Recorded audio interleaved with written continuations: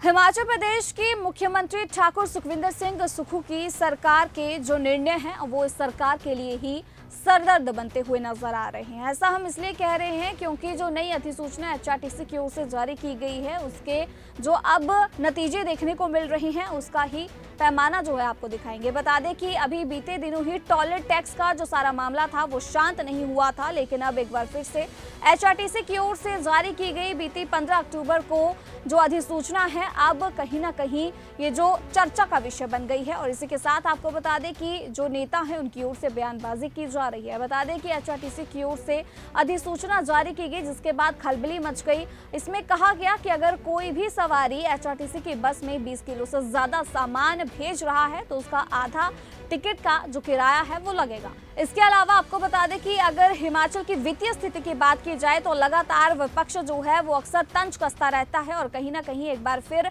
मौका जो है विपक्ष को मिल गया आर्थिकी पर तंज कसने का। इसी को लेकर आपको बता दें कि बिलासपुर सदर से विधायक त्रिलोक जामवाल ने एक बार फिर से सरकार पर जो है वो तीखा हमला बोला। उन्होंने कहा कि ये दर्शाता है कि हिमाचल की वित्तीय स्थिति कैसी है। आए दिन सुक्खू सरकार नए नए तुगलकी फरमान जो है वो जारी करती हुई नजर आ रही है। तो इस तरीके के तमाम जो बयान हैं वो लगातार देखने को मिल रही है। उन्होंने क्या कुछ कहा सुनिए। एक और घोषणा की है जिसके तहत अब प्रदेशवासियों को बसों में अगर हम बैठते हैं, सरकारी बस में बैठते हैं तो दवाई तक का किराया प्रदेश सरकार वसूल करेगी। आपके पास मोबाइल है उसका भी किराया प्रदेश सरकार वसूल करेगी।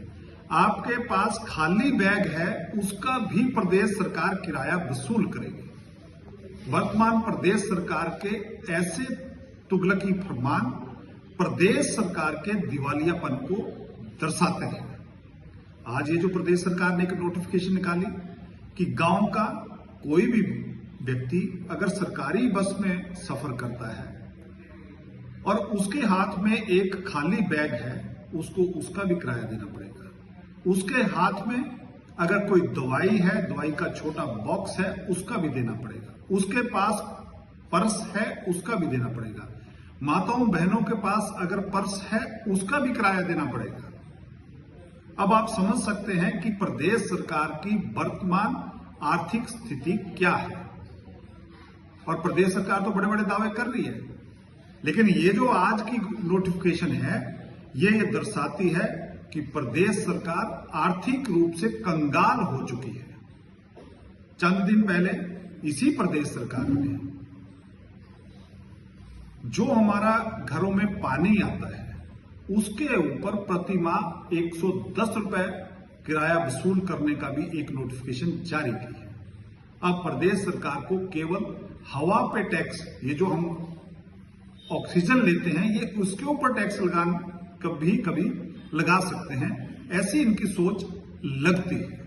पहले इंस्टीट्यूशन बंद किए, अब स्कूल बंद किए। मेरे विधानसभा में लगभग 8-10 स्कूल बंद कर दिए। अब स्कूल बंद करने के बाद साया दूसरा इनका प्रत्येक व्यक्ति को कैसे प्रताड़ित किया जाए उस दिशा में ये आगे बढ़ रहे हैं। यही कारण है कि आज की जो नोटिफिकेशन है ये प्रदेश सरकार के वर्तमान दिवालियापन को दर्शाती है।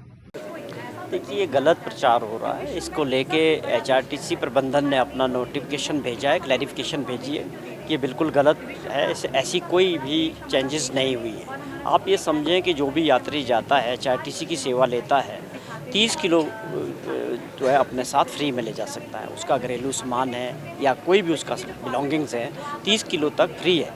लेकिन जो कमर्शियल्स हैं, अगर कोई कमर्शियल चीज़ें ट्रांसपोर्ट में अपने साथ ले जाता है उसमें थोड़ी बहुत चेंजेस की है, लेकिन ये पूरी तरह से गलत प्रचार था और उन्होंने इसकी क्लैरिफिकेशन भी दी है कि ऐसा कोई चेंजेस नहीं हुआ है। 30 किलो तक का जो सामान है यात्री अपने साथ बिना टिकट के फ्री ले जा सकता है।